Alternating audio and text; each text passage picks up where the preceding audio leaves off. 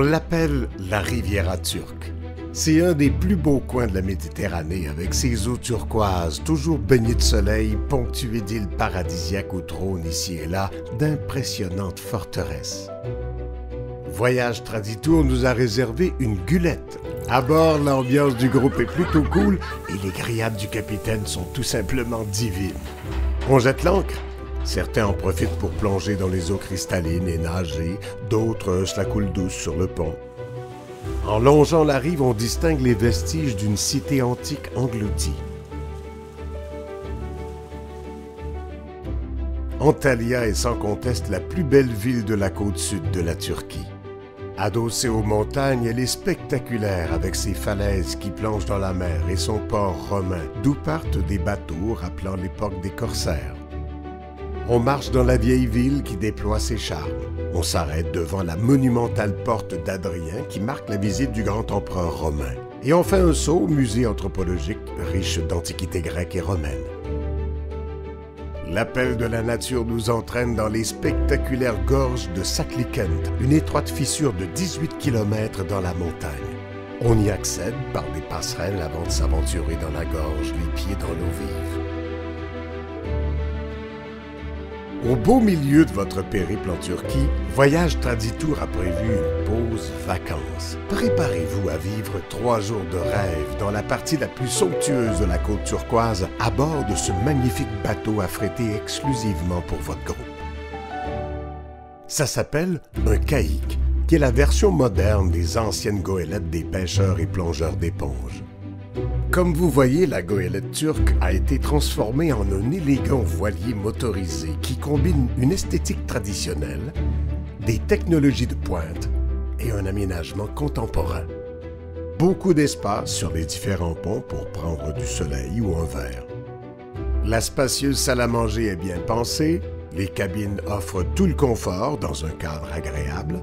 Et que dire de l'équipage? Travaillant, toujours souriant et franchement pas pire danseur. Tout au long de notre croisière, on a pu jeter l'ancre dans des mouillages romantiques cachés au fond des baies, déguster une cuisine agréable en bonne compagnie, plonger dans la mer du haut du pont, se baigner dans des eaux limpides, faire un peu d'exercice en kayak ou lors d'excursions en montagne en grimpant des sentiers bucoliques offrant à chaque détour des points de vue grandioses sur la mer ou les îles avoisinantes. On a aussi rencontré des paysans accueillants dans leur environnement. Cette croisière, le long d'une des plus belles côtes de la Méditerranée, va rester un moment mémorable pour notre groupe.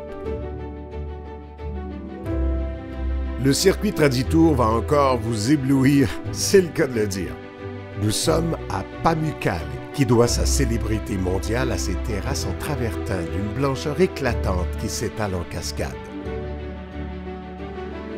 L'autre curiosité de Pamukkale, ce sont les ruines de Hiéropolis, qui abritent un impressionnant théâtre romain construit à la fin du IIe siècle avant Jésus-Christ, et cette voie commerciale antique dont il subsiste encore quelques vestiges.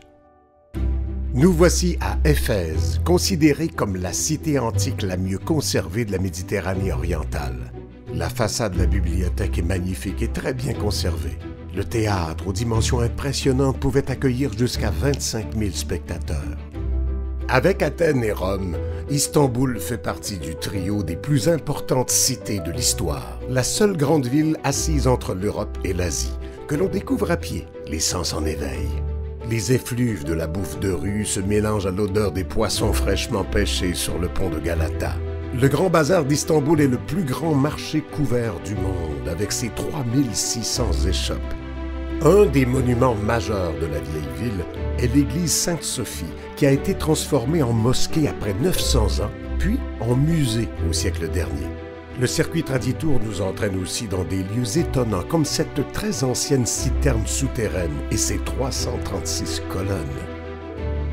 Une balade en bateau sur le Bosphore nous fait découvrir de ravissantes demeures et offre un point de vue unique sur la ville. En visitant le palais Topkapi, on imagine bien la vie hédoniste des sultans avec ses intrigues entre courtisans et les nombreuses concubines. Les femmes doivent se couvrir la tête pour entrer dans la célèbre mosquée bleue, mais le jeu en vaut la chandelle car l'intérieur est absolument somptueux. On peut dire sans se tromper qu'Istanbul est à la hauteur de sa réputation millénaire.